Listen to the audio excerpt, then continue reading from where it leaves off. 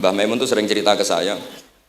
Dhisik iku hak Mbah Munawir saking kepingine santri Quran yang ngaji kitab. Iku kalau ada santri Lirboyo atau santri mana mulang muin itu Mbah Munawir ikut sebagai percontohan ben santri-santri itu seneng ngaji fikih. Terus kata Mbah Mun, saking kesemseme Mbah Munawir iku ambek wong alim, delalah besanan wong alim. Dulu Mbah Zaini pernah angsal keluarga Lirboyo.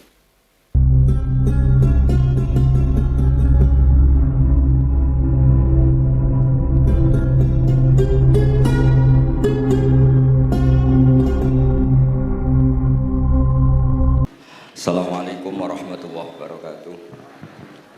Bismillahirrahmanirrahim. Alhamdulillahirabbil alamin. Wassalatu wassalamu ala asyrofil mursalin sayyidina Maulana Muhammadin wa ala alihi washabihi ajmain amma ba'du. Ingkang pertama matur nuwun angsal gelar Gus Kiai. Dados mun sempurna niki. Nggih, teng ngarsa para keluarga besar Mbah Munawir, keluarga besar Mbah Makmum, sedanten mawon ingkang kula hormati. Ugi alumni senior wonten Mbah Mus, Mbah Idris, danten keluarga ingkang kula hormati. Wau Mbah Mus cerita mergi menangi Bali Maksum. Kula sesuai kontrak baca kitab karangan Bali Maksum. Kula pernah digojlok seorang wartawan. Kados critane Mbah Mus wau. Saking menyatunya fikih dengan perilaku niku maling mawon bermadhab. Dados wedhus niku nak teng jaba iku ilang, tapi nak babi iku mboten. Mergi maling niku ngerti nak babi iku haram, wedhus niku halal. Pas penjaraan teng Jakarta nggih ngoten, wonten tiyang jarah babi.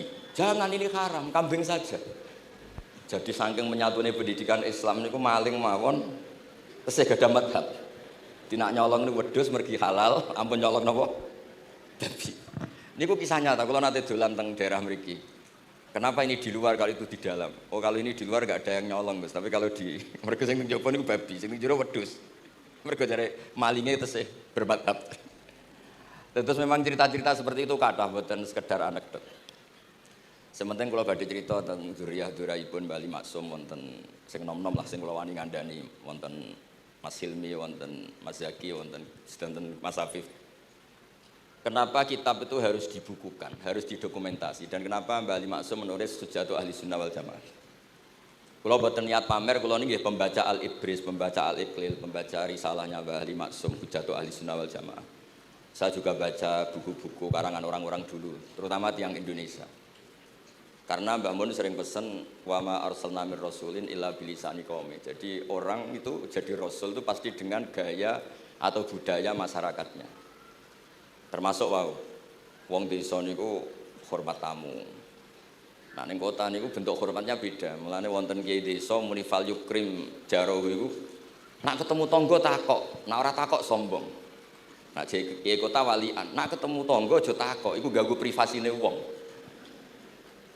Dados makna ikram tetep tapi implementasinya bilisani qaumi. Orang kota itu kalau sering ditanya itu mesti protes karena privasinya terganggu. Tapi kalau di kampung itu suka ditanya karena itu dianggap keramahan. Makanya kula niku termasuk orang yang jarang bertamu. Mergi kula gadah trauma kalian kakakipun Gus Zofur Gus Kamil. Beliau berkeyakinan silaturahim sae.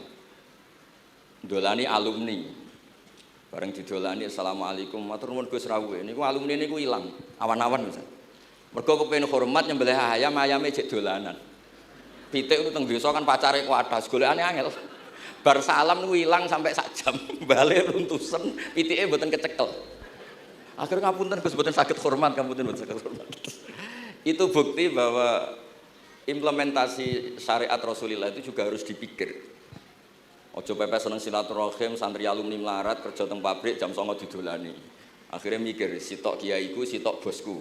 Nak hormat kiaiku diamuk bosku, nak hormat bosku gak hormat kiaiku.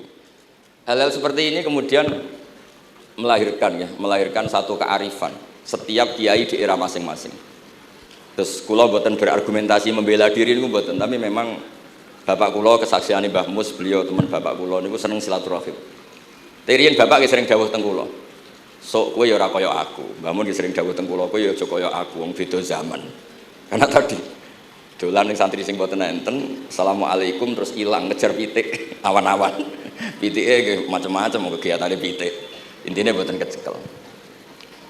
Kemudian iki teng kanca-kanca teng adik-adik sing hafid sing hamalatil Quran. Kula pesen belajar niku belajar sisi belajar itu harus cari sisi ekstrimnya. Kula bolak-balik matur di berbagai kesempatan. Wow, kekhawatiran Mbah Mus kalau ada orang hanya kembali ke Quran itu memang bahaya sekali. Bayangkan kalau ada orang misalnya hanya mengharamkan al-jam'u bainal ukhtain, karena itu yang disebut Quran wa antasma'u bainal ukhtain. Jadi yang haram itu menikahi kakak dan adiknya, adik dan kakaknya sekaligus. Di situ tidak ada penjelasan perempuan dan budenya, perempuan dan mbahnya. Kemudian zaman Nabi Sugeng hanya ditambahi wala binal mar'ati wa ammatiha, wala binal mar'ati wa kholatiha. Dan tidak boleh menikahi perempuan plus buliknya atau budenya. Nabi sempat melarang. Karena kulo sebagai lelaki ini cek masuk lah. Misalnya bojone jenengan umur 17 tahun, bulike umur selawe 17 cek mungkin masuk lah dalam definisi biologis itu masih masuk. Dan Nabi tidak pernah menambahkan wala binal mar'ati wa jaddatiha. Karena kalau istri kita umur 20, banyak mungkin umur 70. Itu kira-kira nggak usah dilarang ya orang kepikiran. Jadi orang kepikiran ya rada sableng. Nah, kemudian kalau hanya kembali ke Quran, nanti kita hanya mengharamkan al-jam'u bainal ukhtain, karena itu yang disebut Al-Quran. Wa antasma'u bainal ukhtain. Lalu lahirlah pakar-pakar balaghah. Itu disebut min itlaqil ba'di wa iradatil kul, yang disebut ukhtain tapi maknanya bainal mar'ataini sing bainahuma ada mahram atau ada mahramiyah. Antasma'u al mar'ataini sing bainahuma mahramiyatun. Jadi barokahnya ngaji sama ulama itu kita tahu duduk perkaranya. Ini lafadz yang mewakili atau lafadz yang sebenarnya atau lafadz yang simbolis. Lafadz simbolis itu saking mangkelnya Allah. Itu kalau ada orang salah, itu disebut wa ja'ala minhumul qiradata wal khanazira wa abadat tauhid. Jadi kalau misalnya dalam penelitian tidak pernah ada orang yang dirubah Allah menjadi kera, menjadi babi. Itu kita masih bisa menganalisis. Itu saking ibaratun an ghadabillah. Atau diistilahkan balaghah ini tasbih yang balik sehingga ada itu tasbih dibuang. Jadi kalau orang Arab senang seseorang masih bilang Zaidun kal bakhri. Tapi kalau senang banget bilang Zaidun bakhrun. Kalau gantengnya belum ganteng banget masih dibilang Zaidun kal badri. Tapi kalau sudah ganteng banget kayak Rasulullah SAW disebut anta samsun anta badrun. Kaf tasbihnya dibuang dan itu ablaq lebih balik. Jadi PR kita sebagai ahli Quran ini adik-adik itu tidak selesai. Utamanya ya implementasi keseharian kita sebagai panutan lah, kalau boleh GR sebagai panutan. Kulo niku teng narukan nggih tiyang jangkar kulo nggih kathah, karena ya saya ada pernah Pak D Pak Ali. Kulo nggih tiap hari nggih teng Tegal nggih, malah pun terencanakan ambek uzlah dadi kulo niki pun matur Gus Afif. Niki kontrak kulo pun bar kitabe Bali ben diwaca putu-putune kok enak ngongkon wong liya terus. Terus ngengken tiyang ngeten iki ya rada masalah saja. Jane kitabe bae diwaca putune. Dulu itu biasa. Taqiyuddin As-Subki ngarang kitab disarai putrane. Dulu itu biasa. Imam Haromen ngarang kitab, ya semuanya bapak ngarang disarai anaknya, anak ngarang disarai cucunya, itu biasa dulu. Kalau sekarang enggak, mbahnya ngarang, kula kan moco. Seputune karek ngrungokno, nak cocok didilem, nak ora dikritik. Nah, terus saya minta ya, tradisi, kula nu mboten sombong, di hallnya bapak, itu saya tiap hallnya bapak mesti baca kitab. Mboten nate ngundang sinten-sinten. Perkara ini tiyang NU niku ora usah diundang wis teko, mboten wonten undangan sing teko mun kuwatah. Mbok saking senenge wong alim, mbok saking senenge bingung mboten ngerti, soalnya ora diundang teko. Ya akhirnya kula bingung, ora hormat iku dosa. Hormat iku sing teko iku ninggal kewajiban ngurusi bojone timbang ngurusi bojo ribet nekani khol. Timbang mulang madrasah buncahe beling-beling bisa ora sithik nekani khol. Lah terus kadang-kadang tiyang lunga niku nggih pelarian mboten mesti hormat. Niku penelitian niku sampean cek. Terus niki kula cerita pentingnya belajar Quran. Kemudian tradisi kita termasuk tradisi Bali Mbah Munawir. Kalau tahu banyak lah tentang cerita Mbah Munawir karena nggih bapak saya itu hafal Quran, Mbah saya hafal Quran dan di antara sanadnya pasti lewat Mbah Munawir. Quran di Indonesia itu kalau nggak lewat Mbah Munawir di antaranya lewat Kiai Said Sampang. Sekarang sudah generasi ketiga kalau nggak keempat yang sekarang kalau nggak salah Kiai Rafiq bin Mansur bin Kiai Said.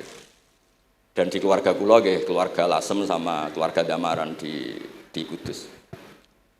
Dulu itu di antara keagungan Quran itu keahliannya ulama memberi penjelasan. Sebab itu disebut wal kitabil mubin, punya kemampuan mencerahkan. Kalau memberi analogi, kalau kita belajar Ihya, itu hal yang tidak masuk akal itu menjadi masuk akal. Misalnya begini, Orang itu kalau dirasani itu harusnya seneng karena itu app kamu dibuka dan kamu menjadi tahu. Lau akhbaroka mukhbirun bi anna fi jubbatika akroban aw hayatan. Akun tataskuruhu. Kalau ada orang memberitahu saya bahwa di baju kamu ada kalajengking atau ada ular berbisa. Kira-kira saya matur nuwun apa enggak? Harusnya matur nuwun karena itu bahaya sekali kalau ada di tubuh saya. Harusnya ketika orang itu dikritik dengan kesalahan yang nyata, bukan fitnah, kesalahan yang nyata. Kesalahan Anda itu lebih mudirrah fi dunyaka wa akhiratik. Kesalahan Anda itu bahaya sekali di dunia dan akhirat. Sekarang kamu menjadi tahu karena dikasih tahu. Harusnya matur nuwun sama yang ngasih tahu. Kama anna huzati lau akhbaroka mukhbirun fi anna fi jubbatika hayatan akroban akun tataskuru. Pasti kita terima kasih.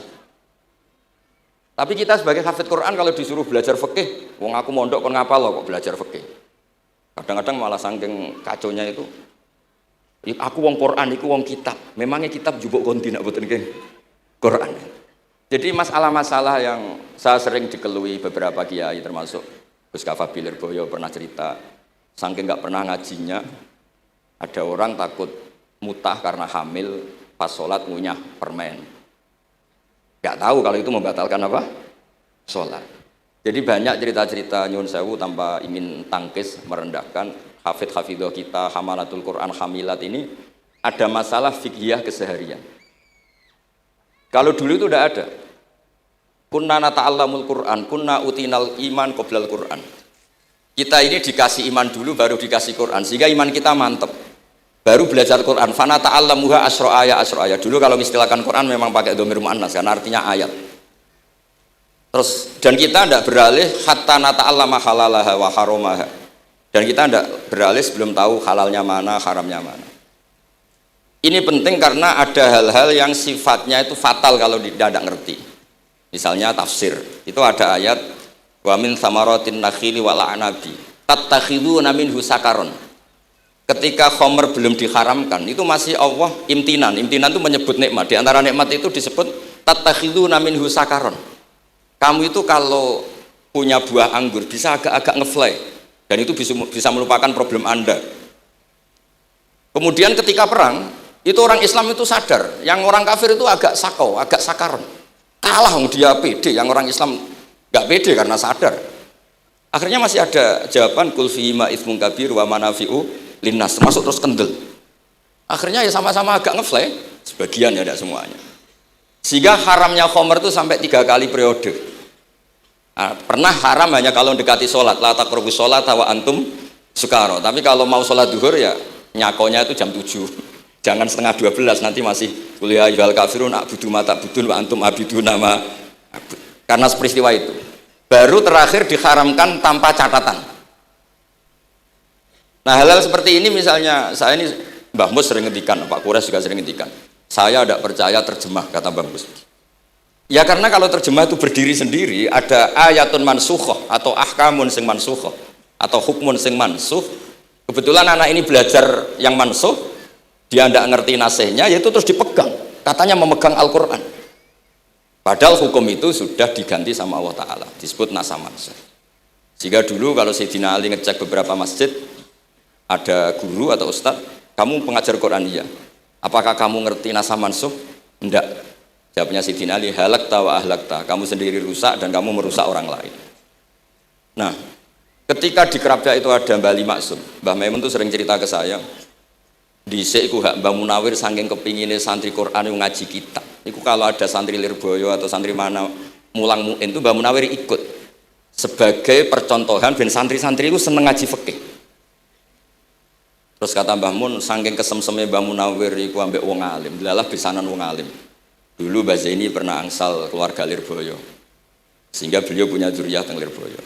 Terus pisanan kalian Mbah Maksum.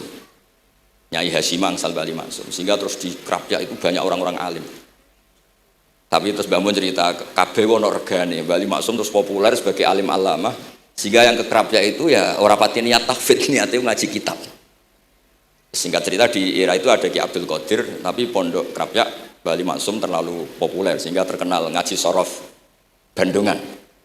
Sehingga dulu di Indonesia itu ada sorofnya Mbah Ali Maksum, ada sorofnya Mbah Maksum Ali Kuaron itu. Nah yang sorofnya Mbah Ali Maksum ya fa'ala yaf'ulu uf'ul.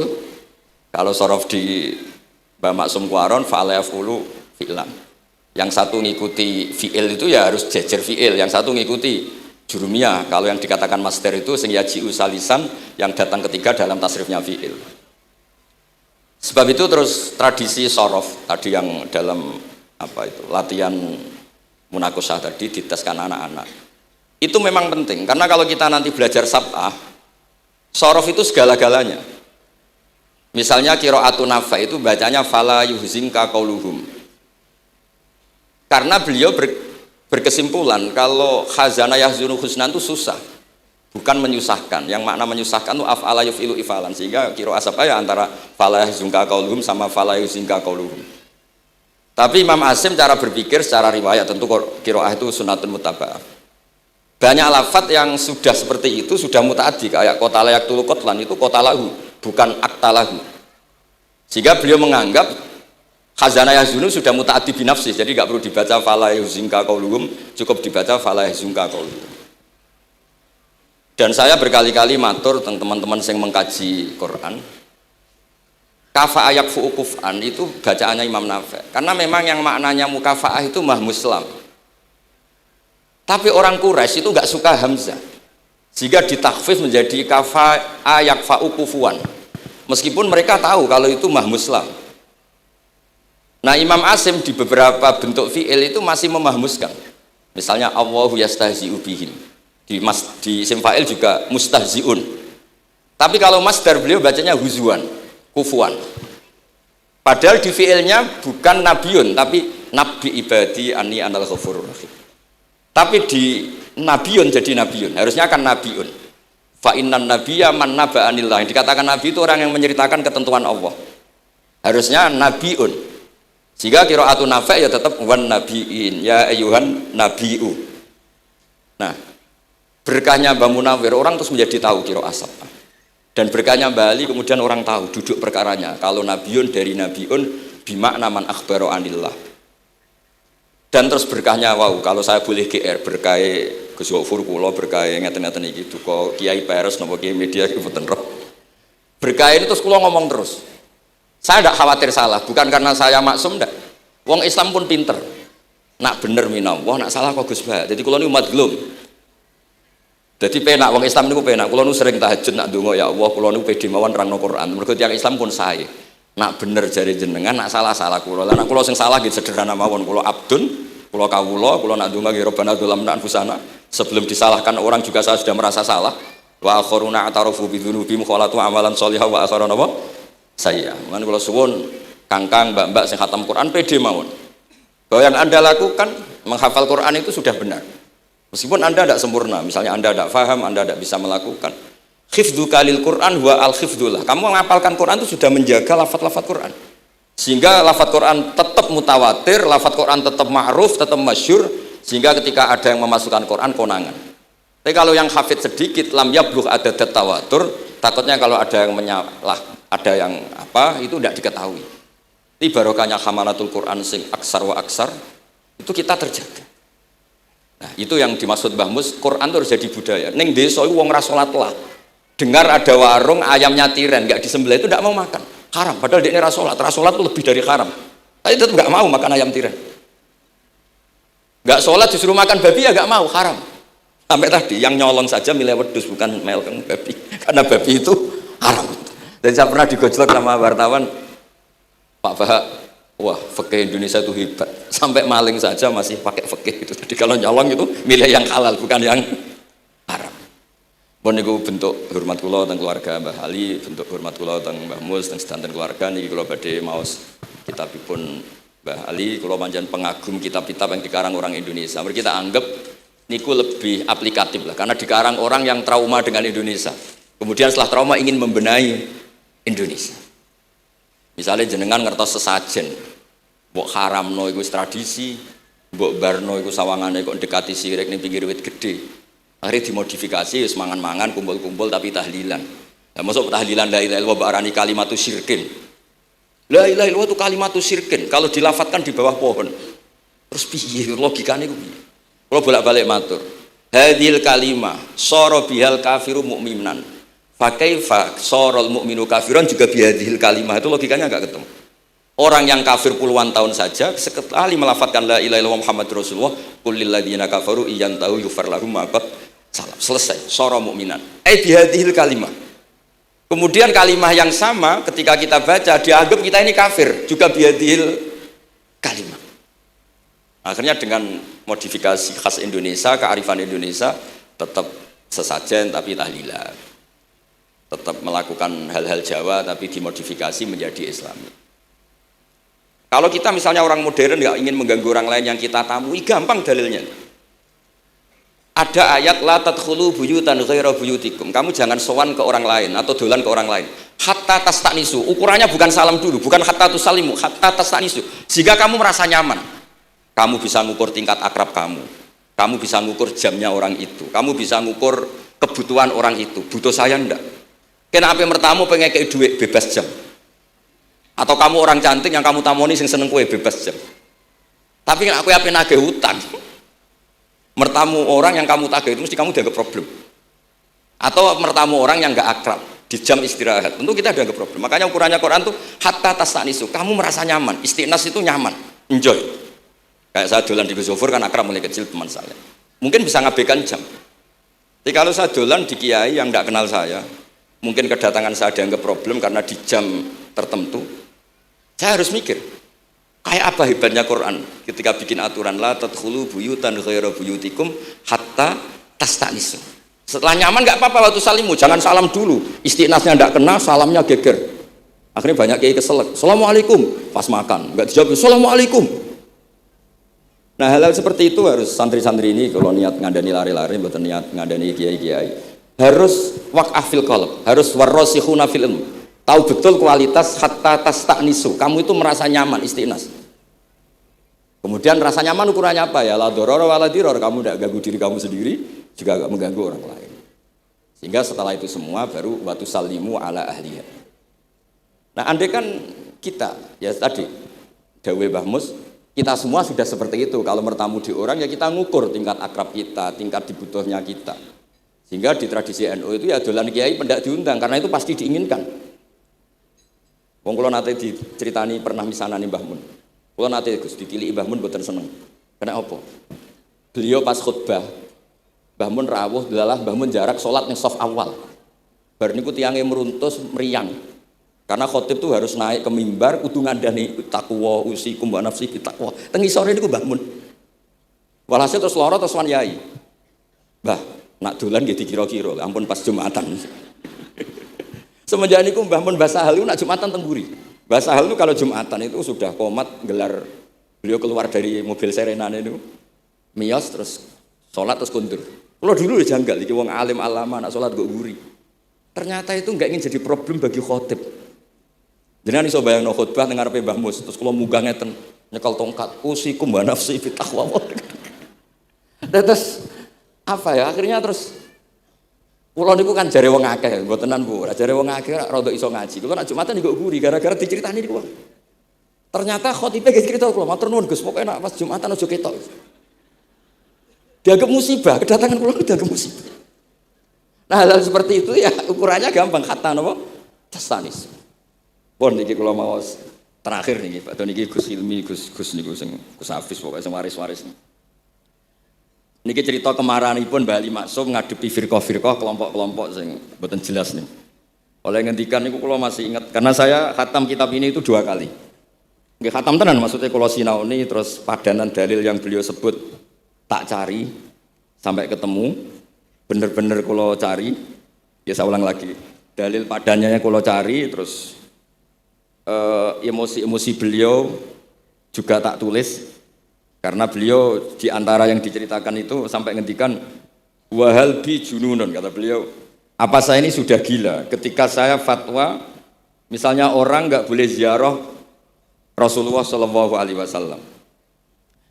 Itu artinya menghalangi orang ketemu nabinya. Makanya bener Bamus tadi ada orang tuh debat wiridan itu sunat atau ora, dalilnya piye? Terus ada orang yang provokasi gini, kamu dikatakan bid'ah setelah sholat gak wiridan. Kowe iku ben ora nyebut Allah. Terus kepikiran. Kepikiran matur kula, wis Agus bar salat itu pokoknya aku wiridan. Cek bid'ah cek ora, wong kok ora oleh eling Allah. Wis gak usah dalil-dalilan. Tadi pertama diprovokasi, wiridan model ngono iku ora ono sanate, ora ono hadise. Singkat cerita seorang ini meninggalkan wiridan. Terus ketemu orang NU yang kebetulan rapati iso ngaji tapi pinter logika. Kowe ora tau wiridan saiki nek bar salat, ora tau, enggak ada hadisnya gini-gini. Kowe iku dibodoni, ben kowe iku ora tau nyebut Allah, ora eling Allah. Muring-muring kan. Akhirnya anggar bar salat wiridan. Mboten dalil-dalilan cara Mbah Mus, mboten dalil-dalilan. Lah ini nah cara Mbah Maksum istilahno betapa kaconya orang sing yahulu bainahu wa baina nabi, memisahkan orang itu dengan nabinya Muhammad sallallahu alaihi wasallam.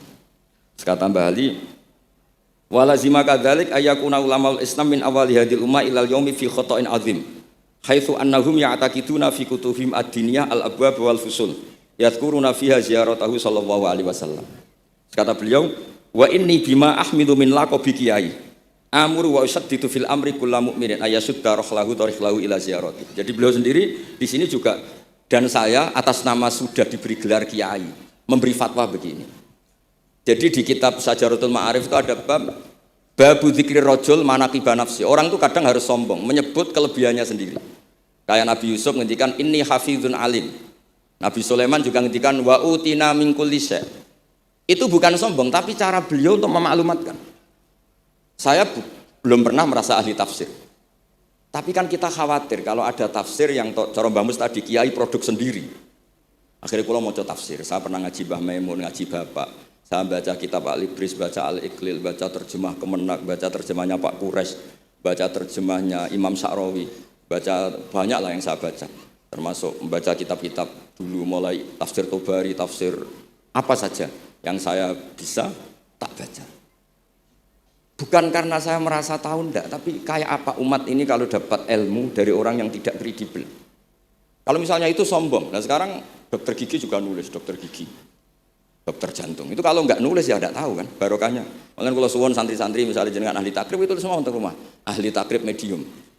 Spesial bab ibadah kan. Nanti yang enggak pati pinter ya spesial mandi junub, enggak apa-apa. Yang penting orang tahu kamu keahliannya di mana.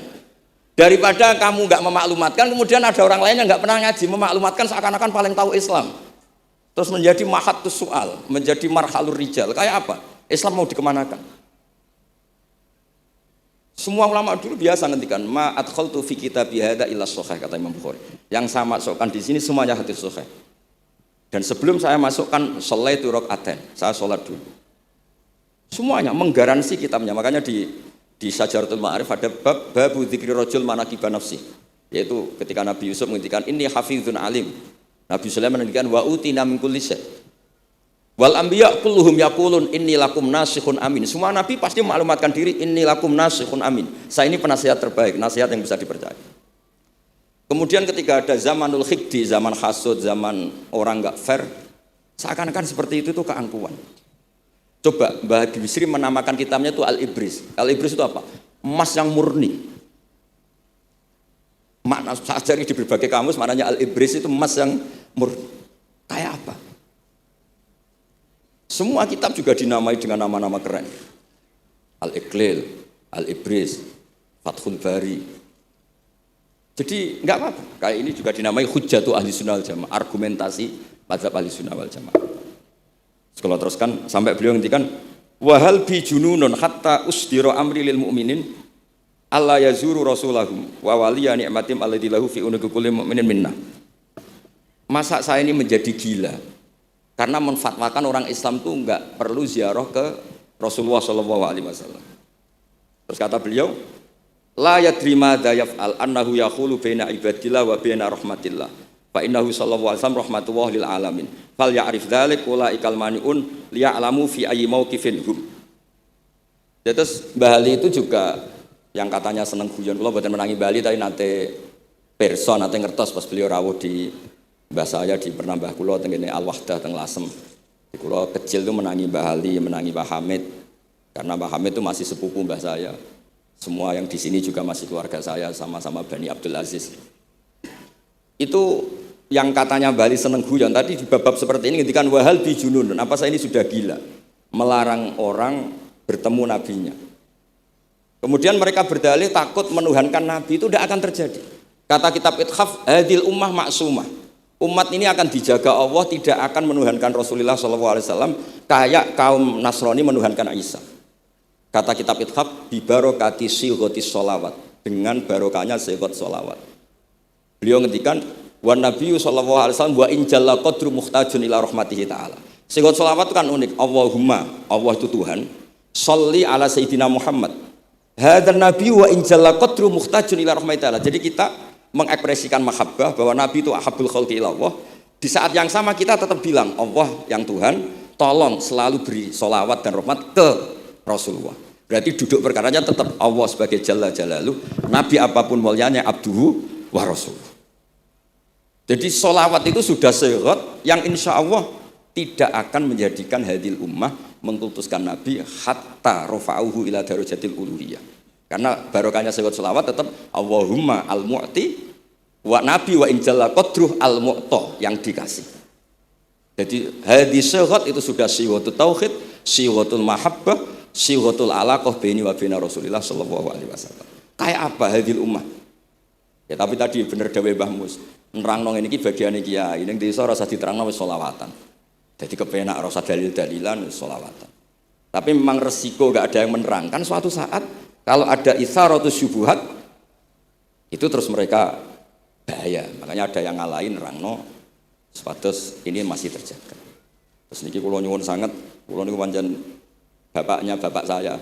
Bapak saya asmane Mbah Nur Salim, gak ada bapak namanya Mbah Nur Samduko niku sepuhe niku seneng uzlah. Kula niku duka niat sepundi tapi memang mungkin faktor gen. Saya itu termasuk orang yang napa nyuwun sewu sekali terganggu kalau sering ada acara-acara makane mun wayahe lah niki mun wayahe Mas Afif, Gus Zaki napa Gus Ilmi Mus wayahe nyai, wayahe ngaji mulang kitab mbah iki teng ngarepe wong akeh dadi nak salah izin. Ojo ngomong ngarepe santri keliru jari laduni benus. Sok repot. Terus niki mboten niat menapa ngoten mawon. Assalamualaikum warahmatullahi wabarakatuh.